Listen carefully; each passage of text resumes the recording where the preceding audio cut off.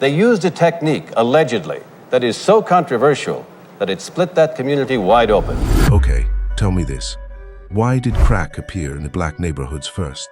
Why did crack distribution networks leapfrog from one black neighborhood to other black neighborhoods and bypass white neighborhoods and bypass Hispanic neighborhoods and Asian neighborhoods?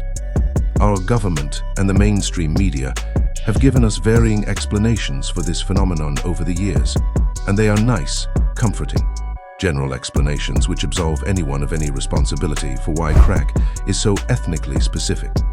One of the reasons we're told is that, well, it's poverty, as if the only poor neighborhoods in this country were black neighborhoods, and we're told it's high teenage unemployment. These kids gotta have jobs. As if the hills and hollows of Appalachia don't have teenage unemployment rates that are 10 times higher than inner city Los Angeles. And then we're told that it's loose family structure, presuming that there are no white single mothers out there trying to raise kids on low-paying jobs or welfare and food stamps. And then we're told, well, it's because crack is so cheap, because it sells for a lower price in South Central than it sells anywhere else. But $20 is $20, no matter where you go in the country. So once you have eliminated these sort of nonsensical explanations, you are left with two theories which are far less comfortable.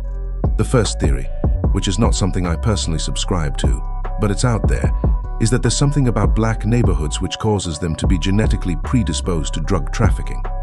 That's a racist argument that no one in their right mind is advancing publicly. Although I tell you, when I was reading a lot of the stories in the Washington Post and the New York Times, they were talking about black Americans being more susceptible to conspiracy theories than white Americans, which is why they believe the story more.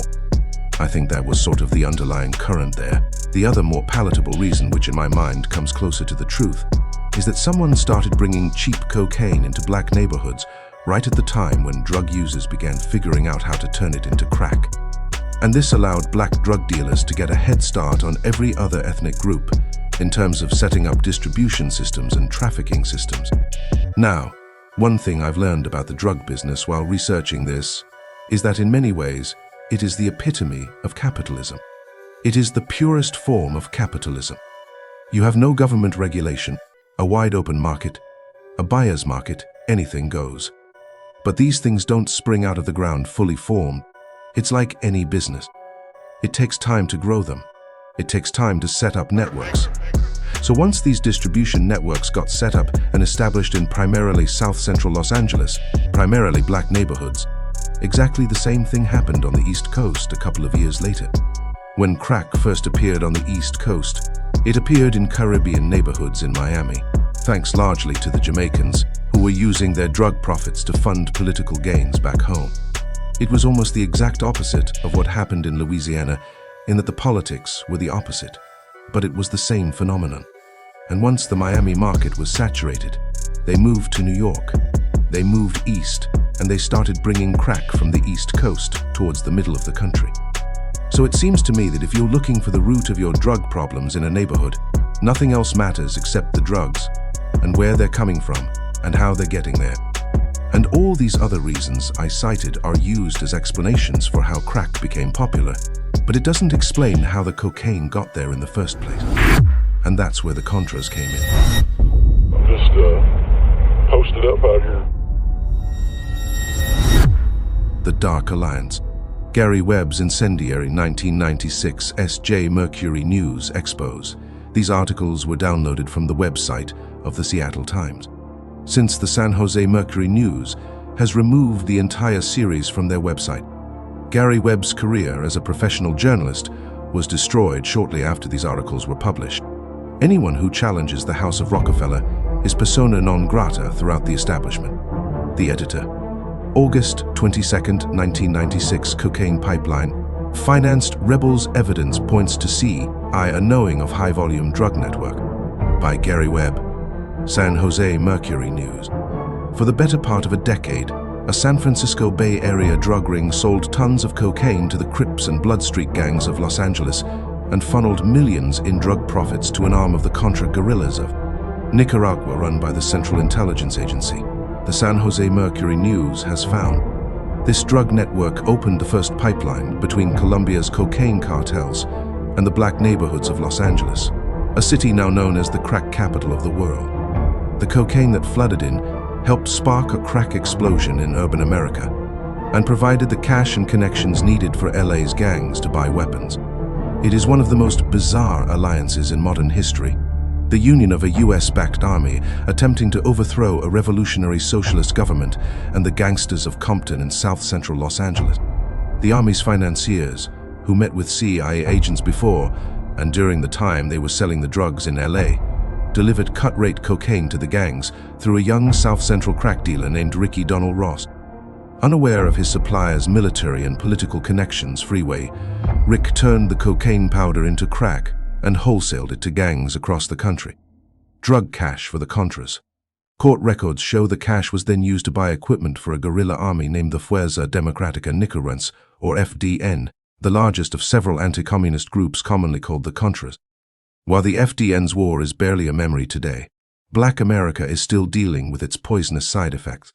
Urban neighborhoods are grappling with legions of homeless crack addicts. Thousands of young black men are serving long prison sentences for selling cocaine, a drug that was virtually unobtainable in black neighborhoods before members of the CIA's army brought it into South Central in the 1980s at bargain basement prices. And the LA gangs, which use their enormous cocaine profits to arm themselves and spread crack across the country, are still thriving. There is a saying that the ends justify the means. Former FDN leader and drug dealer Oscar Danilo Blandon Reyes testified during a recent cocaine trafficking trial in San Diego. And that's what Mr. Bermudez told us in Honduras.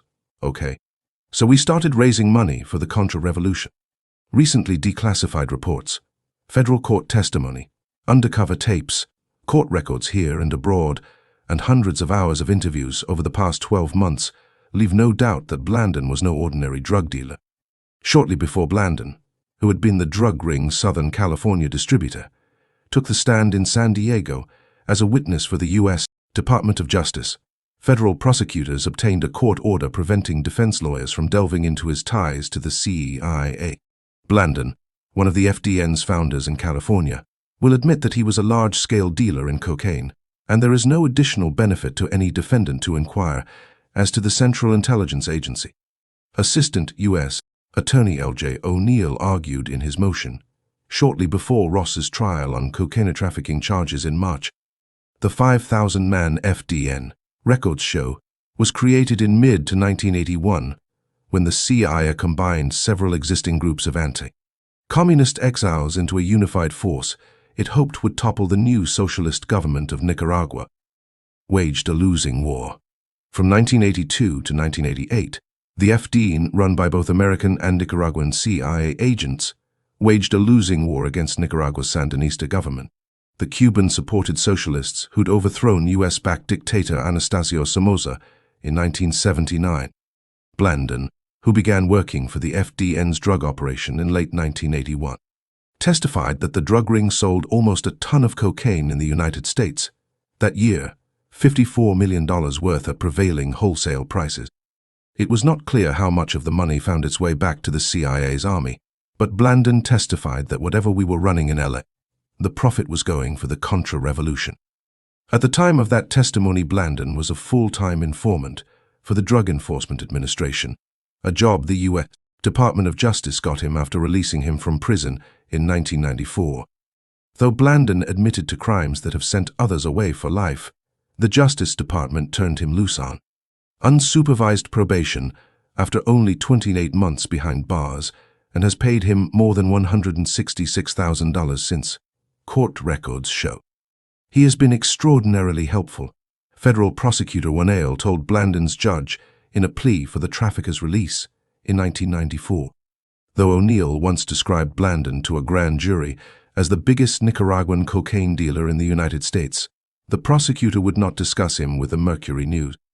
Blandon's boss in the FDN's cocaine operation, Juan Norwin Meneses Cantarero, has never spent a day in a U.S. prison, even though the federal government has been aware of his cocaine dealing since at least 1974, records show.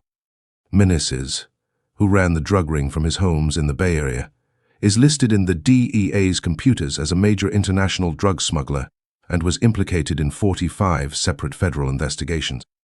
Yet, he and his cocaine-dealing relatives lived quite openly in the Bay Area for years, buying homes, bars, restaurants, car lots, and factories. I even drove my own cars,